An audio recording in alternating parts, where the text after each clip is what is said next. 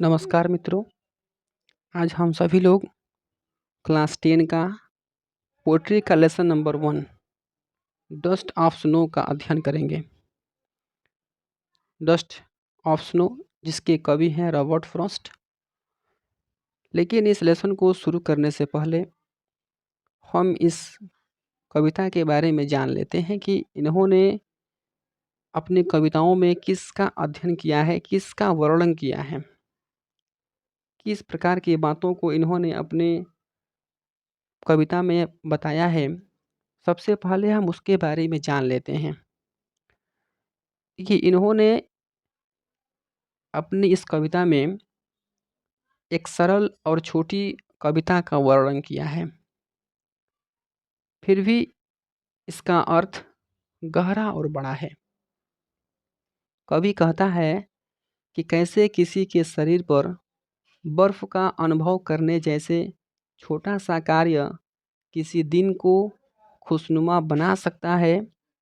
और जो इस पाठ के कवि हैं रॉबर्ट फ्रॉस्ट, इन्होंने इसमें यह बताया है कि कविता के संदेश को किस प्रकार से अपने शब्दों में इनको पिरोया है, किस प्रकार से अपनी बातों को बता रहे हैं, हम इस लेसन में अध्ययन करेंगे। तो चलिए इस लेसन को हम लोग शुरू करते हैं और इसके बारे में जानते हैं।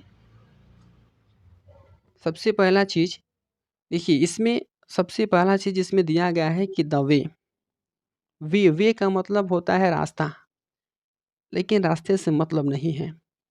यहाँ पर कवि अपने शब्दों में कह रहा है कि द वे मतलब होता है जिस प्रकार। ए मने एक, क्रो मने कौवा। जिस प्रकार एक कौवा सुक मने हिला करके, डाउन मने नीचे, आन मी आन आन का मतलब पर, मी मने मेरे। जिस प्रकार एक कौवा हिला करके नीचे मेरे ऊपर गिराता है। क्या गिराता है? तो आगे दिया गया है द डस्ट। डस्ट का मतलब धूल होता है, लेकिन धूल से यहाँ मतलब नहीं है, कण से मतलब है। द डस्ट, डस्ट का मतलब कण।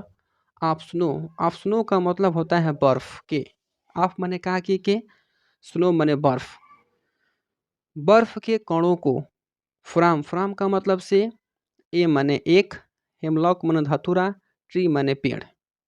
तो इसको पूरा मिला करके अब समझते हैं कि द वे एक रो, जिस प्रकार एक कौवा सुक डाउन ऑन मी, मेरे ऊपर हिला करके नीचे गिराता है। द डस्ट ऑफ स्नो, बर्फ के कणों को, फ्रॉम ए हेमलॉक ट्री, एक धतूरे के पेड़ से नीचे। जिस प्रकार एक कौवा धतूरे के पेड़ से बर्फ के कणों को मेरे ऊपर नीचे गिराता है। आगे दिया गया है कि हैज माने इस प्रकार या इससे। गिवेन का मतलब होता है बदल जाता है। माई हार्ट, मेरे हृदय में। इस प्रकार मेरे हृदय में परिवर्तन होता है। ए चेंज, ए माने एक, चेंज मतलब होता है बदलाव या परिवर्तन। ऑफ मूड का मतलब होता है मनोदशा। इससे मेरे हृदय में मनोदशा में परिवर्तन होता है। हैज़ गिवेन माई हार्ट, इस प्रकार मेरे हृदय में। ए माने एक, चेंज माने बदलाव होता है। ऑफ माने के, मूड मतलब मनोदशा। इस प्रकार मेरे हृदय में एक मनोदशा में परिवर्तन होती है। एंड का मतलब और। सेव्ड का मतलब होता है बच जाता है। सम माने कुछ, पार्ट माने भाग, और कुछ भाग बच जाता है। ऑफ मतलब होता है उस। ए डे का मतलब एक दिन, उस दिन का। आई हैड रूट का मतलब होता है बर्बाद करना, जो मैंने बर्बाद कर दिया था। फिर से समझ लेते हैं इसको, इस पूरे पैराग्राफ को। हैज़ गिवेन माई हार्ट, इससे मेरे हृदय को ए चेंज, एक बदलाव होती है। ऑफ मूड, मनोदशा की। इससे मेरे मनोदशा के मेरे हृदय में परिवर्तन होता है। एंड माने और, सेव्ड सम पार्ट और कुछ भाग बच जाता है, ऑफ ए डे उस दिन का, आई हैड रूड जिस जो मैंने बर्बाद कर दिया था। फिर से इस पूरे लेसन को समझ लेते हैं, एक बार इसको दोहरा लेते हैं। द वे, द वे माने जिस प्रकार, ए माने एक, रो माने कौवा, जिस प्रकार एक कौवा, सुक डाउन हिला करके, डाउन माने नीचे, आनमी मेरे ऊपर गिराता है।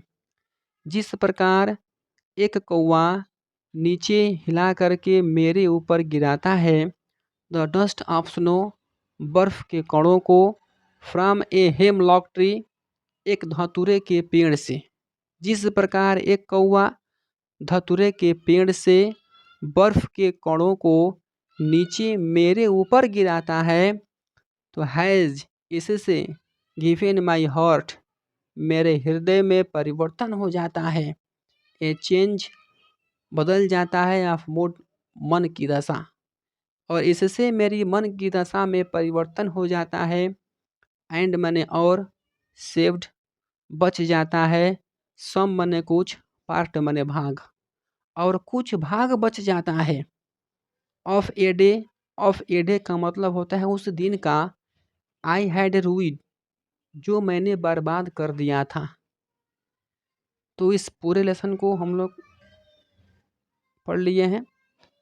आप एक बार इसको अपने से दोहराएंगे तो पूरा समझ में आएगा।